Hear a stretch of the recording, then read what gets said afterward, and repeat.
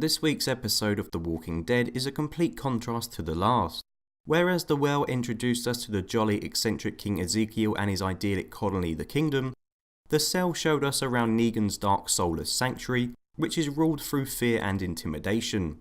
It's nice to see the different approaches that both Negan and Ezekiel pursue in their role as leaders, and it can be argued that although both are widely different, they are actually as successful in keeping people in line as one another.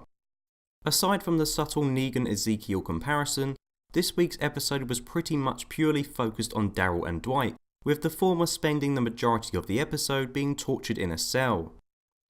Seeing Daryl abused, being fed dog food and subjected to shitty pop music that prevented him from gaining a wink of sleep was pretty horrible to watch, but it also helped to show just how strong his resolve actually is. Personally, I would have probably headbutted the wall until I ended up like Glenn, than listen to Easy Street on repeat. I also like the fact that the writer stayed true to his character by making him reject Negan's offer to work for him.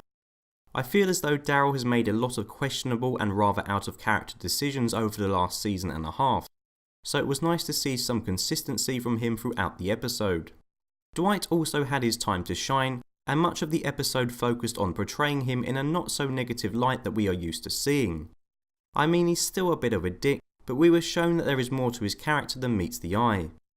It's pretty obvious that despite him claiming to be cool with Negan, Dwight can't stand him, and is only serving him because he still cares for his wife. In fact, a lot more of the saviours than we actually think may hate Negan, as evidenced by the saviour who tries to escape the sanctuary. This raises the important question of whether a lot of Negan's followers are actually as vile as we think they are. I mean, if they are only doing his bidding to protect their loved ones, are they really the evil thugs that they are made out to be? It's an interesting point of contention that has obvious parallels with real-world dictatorships throughout history. Whilst I feel for the most part the episode was pretty solid, I still found it to contain many faults. The first fault is Negan himself. I was full of praise for Jeffrey Deem's performance in the season opener on the basis that I found him to be extremely captivating to watch, but in this week's episode I just found him to be rather tedious. Every sentence he uttered sounded like something that a hipster teenager would say. In particular, his constant use of the word awesome and his insistence on asking everyone if they're cool made it hard for me to take him seriously. In fact, I didn't even find him intimidating in this episode, rather he was just plain annoying. I also found the dialogue throughout to be lacking as a whole, which is something The Walking Dead is notorious for.